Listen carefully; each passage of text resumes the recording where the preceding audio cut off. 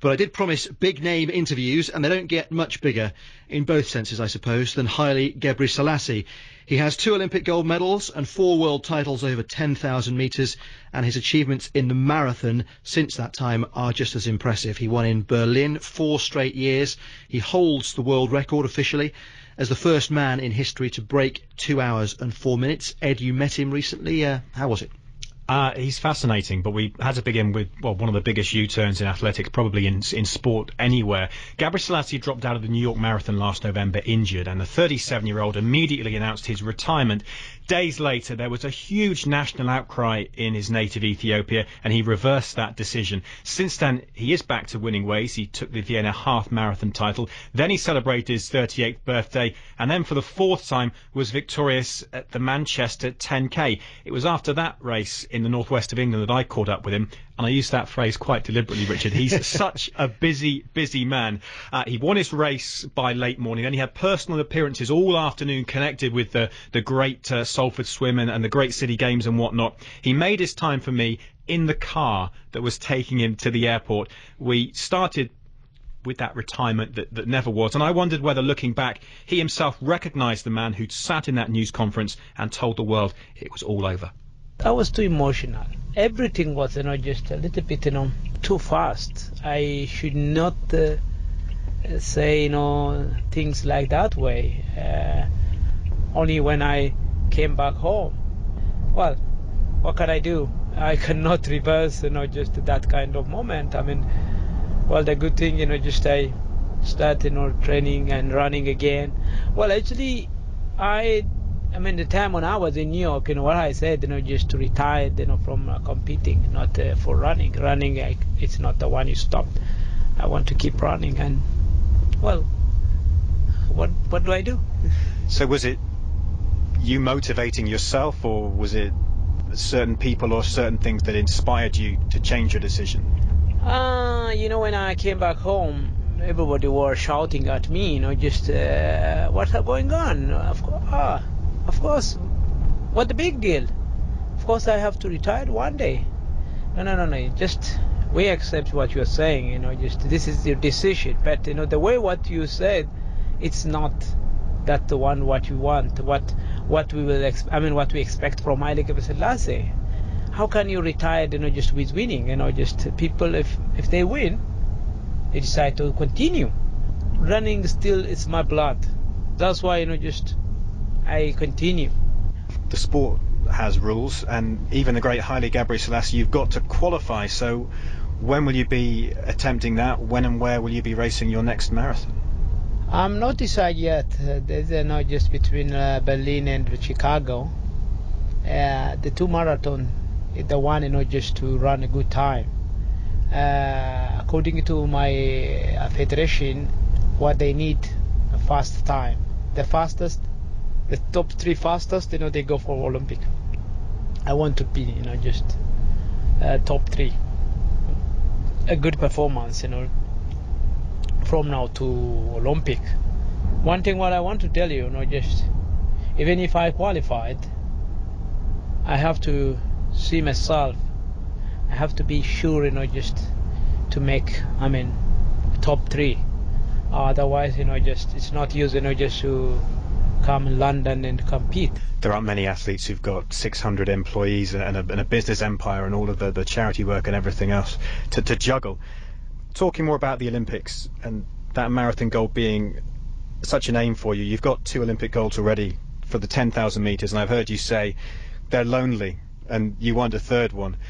On the subject of the big championships where you made your names, the 4 world titles as well, when you hear that both of this year's London Marathon winners say they're going to miss this year's World Championship in Daegu in South Korea because they want to chase the world records for men's and women's on other courses, does that make you sad that the best marathon runners might not be at the World Championships? Yeah, it's just up to them.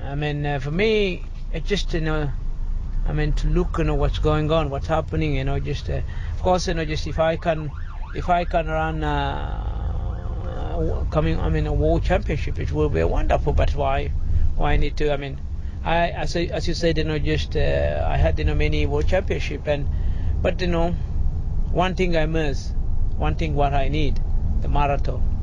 That's the one. The marathon Olympic is a special one, historically, and also very special medal for Ethiopia. That's why I'm planning, I'm just concentrate on the Olympic.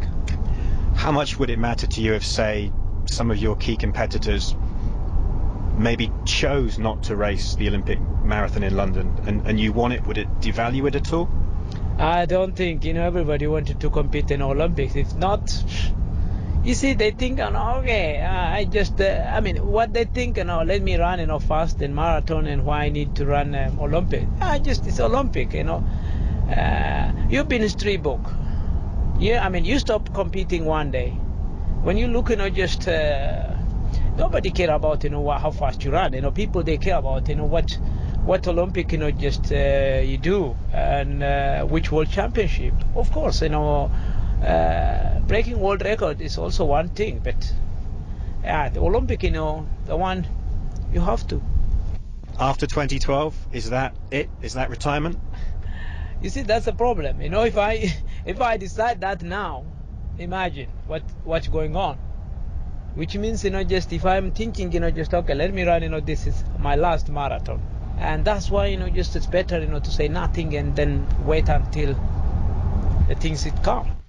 Haile Gebrselassie in the back of a cab with our athletics commentator Ed Harry, at which point I assume he just got out and went to the airport. He did. 20 minutes we spoke for in total. Right. He got his bag out and he went.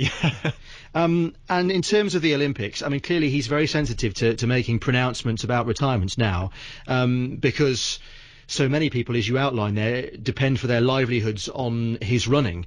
But it's the Olympics that he wants. It's the marathon gold that he wants. He's absolutely got this singular focus. It totally defines everything. 38 years old, and that is clearly his objective. And you would imagine that everything else, mentoring people, charity work, goodness knows what. When are you going to go into politics, Haile? Are you going to be like Manny Pacquiao in the Philippines? Are you going to be in government? What are you going to do? It all comes second to Haile Gebrselassie, the athlete, and London 2012. And we're going to have a similar narrative, I suppose, similar but different. Paula Radcliffe coming towards the end of her running career. From a British point of view, obviously that's going to be one of the huge stories of the games. So much success over the marathon distance, but now having gone a protracted time without being able to win one and even compete in one properly. That's right, and like Gebrselassie, she's the world record holder for the women's, doing something as extraordinary as he did in setting the men's mark. They had the Olympic test event over a 10k course in London at the start of this week, and Paula Radcliffe was only third. She's got a ripped disc in her back. It doesn't sound very nice at all. In tears after the race, when asked about her prospects of competing next year.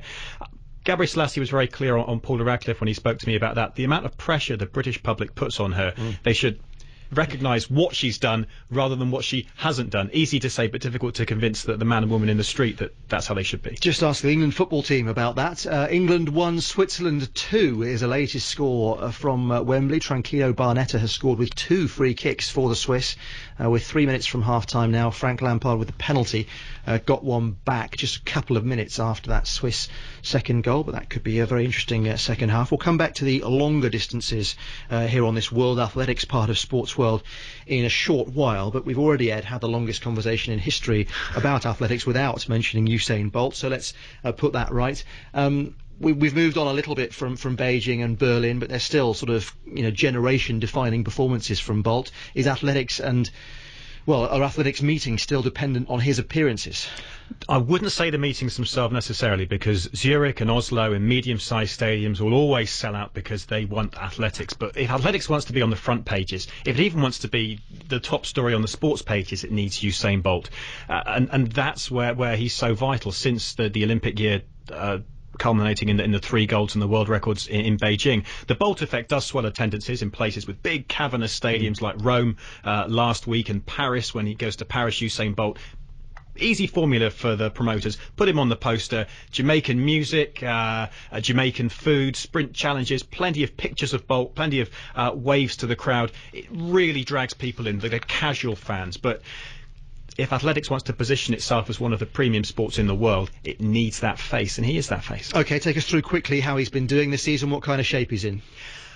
He's been out for 9 months until coming back 9 days ago in Rome. That's what we need to bear in mind. He's run 9:91 twice, to win in Rome and to win in the Czech Republic in Ostrava on Tuesday night. Both times poor starts, both times chasing down another Jamaican, Powell and Mullings. So he's on his way. A work in progress, I think, is how he probably would describe himself right now. Mullings is a name that I haven't been familiar with up until this season, but before we just deal with the entire contenders, I mean, 9:91, it's pretty extraordinarily fast, and yet I was reading pages on the BBC Sport website actually saying sluggish Bolt wins in 9.91. It's incredible, the expectation on him. Right, who is behind him? Who is behind him and set to overtake? Well, Steve Mullings was part of the sprint relay quartet that won World Championship gold in Berlin 2 years ago, and then missed the victory ceremony because I think he was at a popular fast food establishment when the time came for the Jamaican team to go in and stand on the rostrum. So he got into a bit of trouble for that. But he has the year's fastest time, Steve Mullings,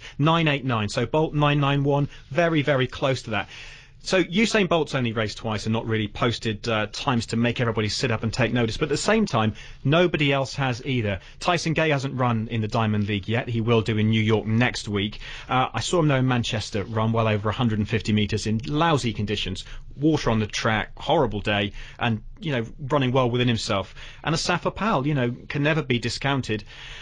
You get the impression from all of the contenders, by which I mean Bolt, Gay and Powell, stay injury-free. That seems to be the mantra.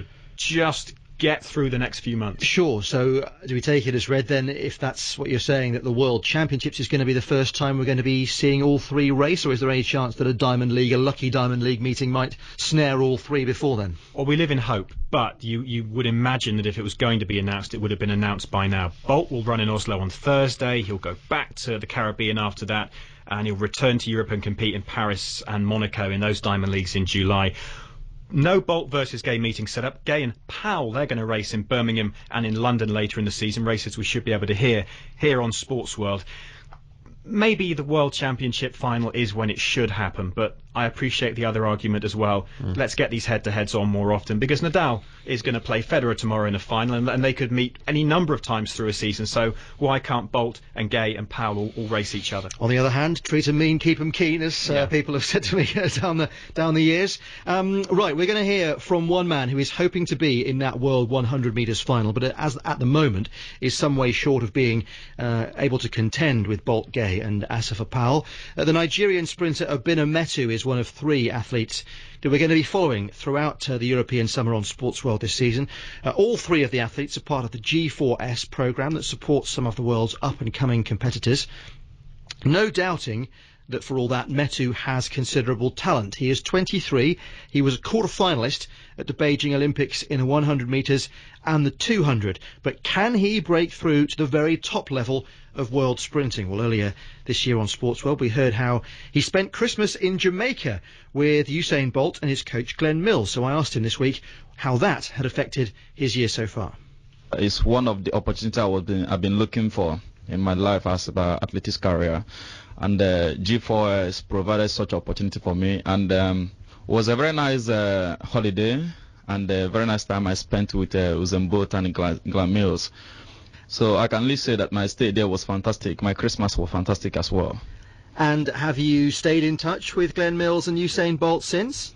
Sure. I used to, tell him about my progress in my training and how my training is going on, and my performances in training, So, and he used to send me a kind of program, what they're doing, the stage they're into. I always do keep in touch with him. What effect has all this had on the beginnings of your season so far? Actually, I had a little injury, so I've not started competing effectively. But I'm trying to go to some competitions in Nigeria to try myself before going to Europe to compete with people in the world. So, but I believe my competition there is going to be very, very creditable. You're sounding very positive as well, as if you're very excited about what might be about to happen this season. For sure, I believe that this year is going to be a great year in my athletics career, even though I've not really having a better performance, but I believe before the World Championship coming up in Diego in August, I believe I will be very, very okay, because I know what I did. And training with Graham Mills and Usain Bolt, in fact, I learned a lot of things there, and I think what I learned will progress me into future in my athletics career. So I believe that this year is going to be a great year in my athletics career. Have you set yourself specific goals, and could you tell us about the kind of goals you've set? You know, because of some certain things around me, I'm trying to finalize with my education this year. So I don't want to run much races, but I believe the ones that we go, I will showcase myself very well. I have a plan of running, let's say, 9 seconds this year before the year runs out. Because I think I'm right in saying your personal best up to now is 10.16 officially, so that 10-second barrier is a big thing for you, isn't it? Yeah, for sure. I believe I'm going to step down. Well, I'm sure it's good to have that attitude at the start of the season for sure, isn't it? So it's a mixture then of racing and education. Tell us a bit about the education. Well, I'm in final stage of my education. This is my final year. I'm studying management in the University of Nigeria, Enugu campus. So when I finish my school, probably my main focus is to achieve a good medal in Olympics. So, but I believe that I will still achieve my best in track this year, because I've been given the best opportunity. So I'm going to show that I've been given the best opportunity. So do you have exams coming up at the end of your final year? When are they? I think around August, September, but right now our calendar is not yet out, but it will soon come out. So you've got exams at round about the same time as the World Championships, possibly?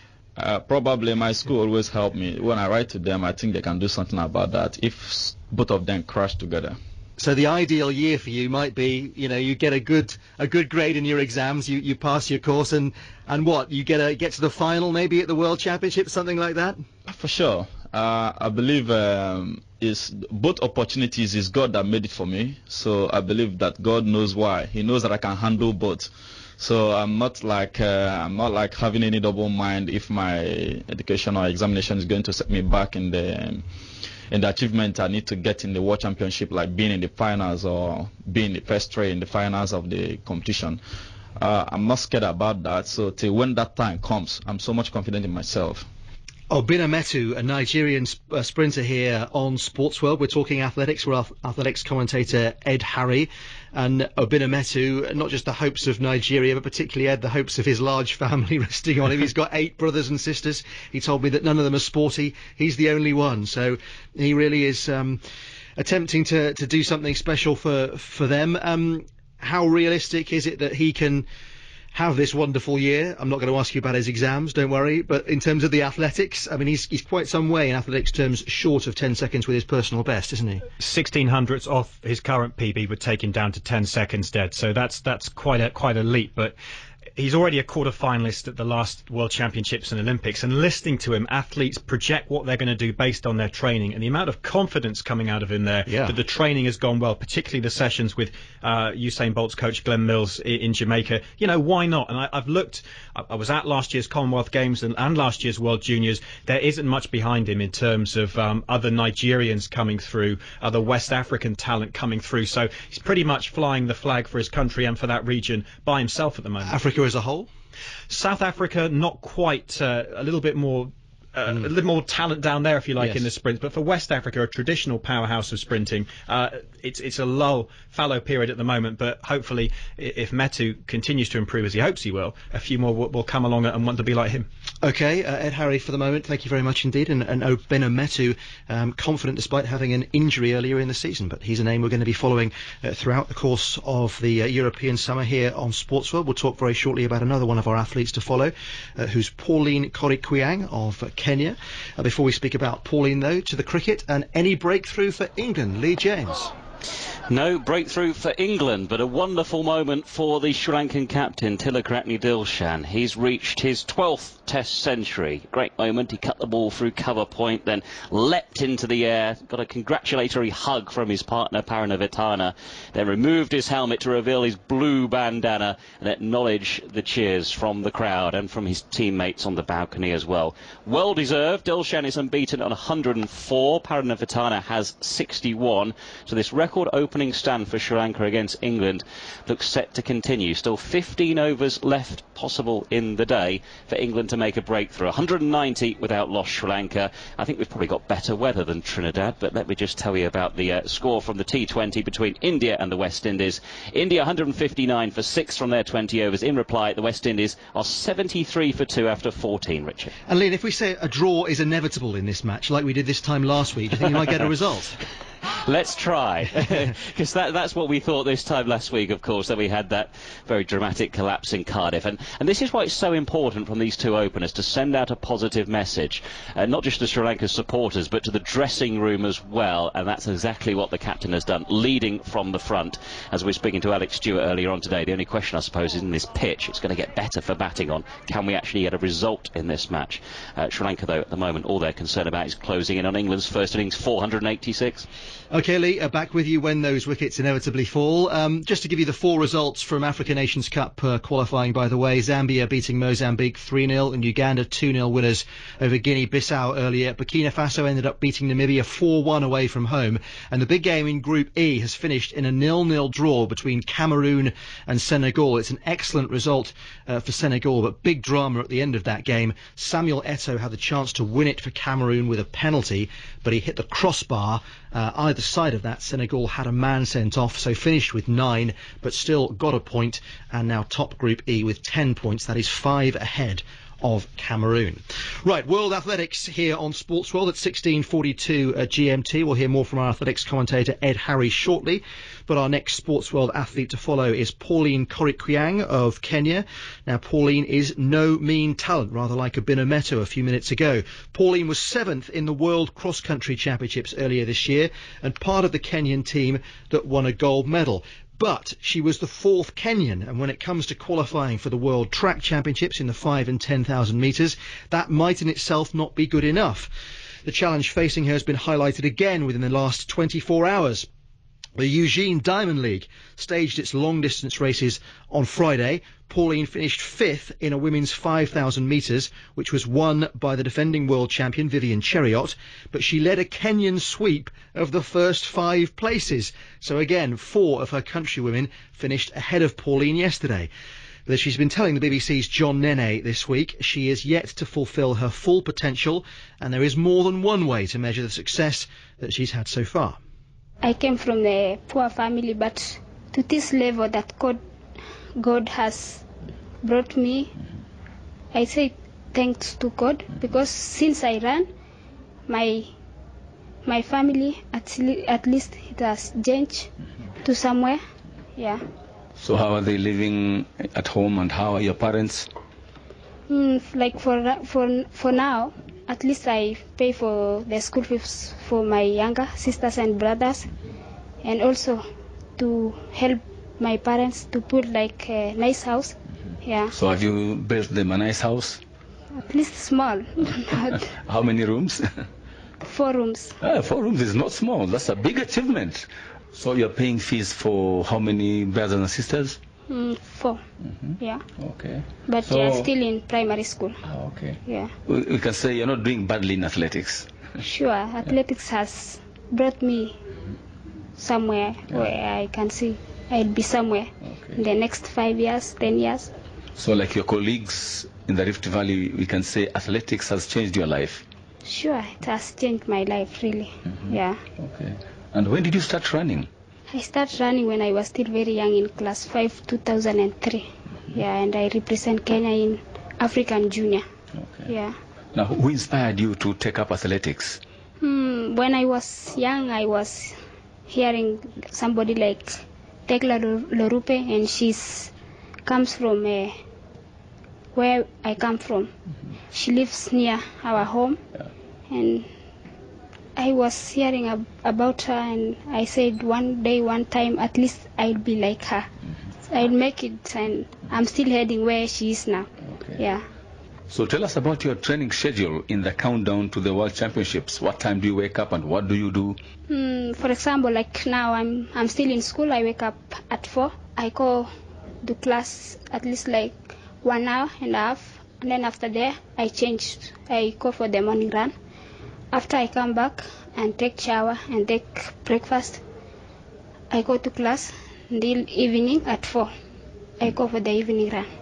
That's a very tight schedule. How are you able to concentrate on your studies and there's athletics here? Sure, it is hard, but if you are serious, you can make it. Yeah. So tell us, which major races do you intend to participate in the countdown to the World Championships? In Diamond Leagues, 5,000, 10,000. Yeah. So you want to make Kenya's team for the World Championships in Daegu, South Korea? Yeah. I'm training for that now. What is your major goal in athletics? To join Olympic champions, to be at least a Olympic champion. You want to win Olympic gold next year in London? Sure, I'll try it. Yeah. All right, thanks a lot. Wish you all the best. Thank you. Pauline Korikwiang with BBC's John Nene in Nairobi. There's only one answer to that question, isn't there? Do you want to be Olympic champion in London next year? God, we'd all love the chance, wouldn't we? But just to get to the Olympics and indeed to get to the World Championships for Pauline Korikwiang, and we're going to be following her, of course, as one of our 3 to follow right throughout the course of the next few months here on Sportsworld. It's a huge task, isn't it? Yeah, you've got to get through those Kenyan trials, and let's use yesterday's result in Eugene to illustrate how much talent there is ahead of her. Kenya filled the top 5 places. The winner, Vivian Cherritt's the world champion at the distance. Second place, Lynette Masai. She's the world champion over 10,000 metres. Mercy Chirono, who was third, is the reigning world junior champion at 3,000 metres and the world junior champion at 5,000 metres. And she only turned 20 years of age last month, and Pauline is 23. So just a snapshot there of what's ahead of you. But you've got to be in it to win it. And there could be injuries, there could be anything. But that's such a fascinating dynamic, isn't it? Because in itself, you've got to beat your friends and your training partners to get to the major championships, to have the chance of winning the medals. So, I mean, you know, they are friendships, and yet the rivalries must be so intense. And there are Americans and Europeans who would love to have the talent that that Pauline has got, and would love to be able to take that into European championships, where they would win medals with the times that she races. So it's a blessing and a curse at the same time, essentially. Right, Eugene, you mentioned it there, the long distances last night. Today's programme in Eugene at this latest Diamond League meeting, the 4th of the season, is going to start in about an hour and 10 minutes or so. And the 800 metres, the women's 800 metres there, is going to be a heck of a race. Explain, Ed. We've got the world and the Olympic champion. Usually when I say that, that means, you know, they're going to finish first and second. It's going to be a real tussle. This is interesting because of the great unknown, really. Caster Semenya is going to be there, for whom winning her gold in Berlin was the start of almost a year on the sidelines, as her gender was debated and discussed in a very public way. She competes in her first Diamond League race later on. She's now 20, and she'll line up alongside the current Olympic champion, Pamela Gelimo. She's a Kenyan who came from nowhere in 2008. Absolutely nowhere. We use that phrase a lot, but we didn't know who she was when we saw her at the Berlin Diamond League in June. By August, she'd won the Olympic title, and she'd posted times that season that have left her third on the all-time list. But ever since her triumph of 2008, almost nothing. Frequently injured, ankle problems with this and problems with that. They're both racing today, as is Janeth Kosgei, a former world champion who's had to play second fiddle to both of those women in subsequent years. And another event that's going to be fascinating in Eugene later is the men's high hurdles, the 110 metres hurdles, because I thought perhaps after Beijing that this man was finished, but Liu Zhang has proven otherwise in the last few weeks, hasn't he? I have to admit, I thought he was finished all the way up until a couple of weeks ago. Liu Zhang beat David Oliver at the Shanghai Diamond League in the middle of May. David Oliver was the world number 1 in the sprint hurdles last year, with Dayon Robles injured and Liu Zhang a long-term injury, but he's back. Liu Zhang, he beat Oliver in China. You can imagine what the crowd must have been like for that. Yes, he's changed. He's 7 strides into the first hurdle rather than 8, and it sounds like a technical thing, but that's a major change. As a percentage, that's quite a big chunk. A lot of ground to cover. They're protecting him, they're nursing him, a bit like the sprinters we spoke about earlier on. He won't race very much after today before the World Championships, but he's back, and many people thought we'd never see that. Former Olympic champion, former world champion, got his speed back and is injury free at the moment.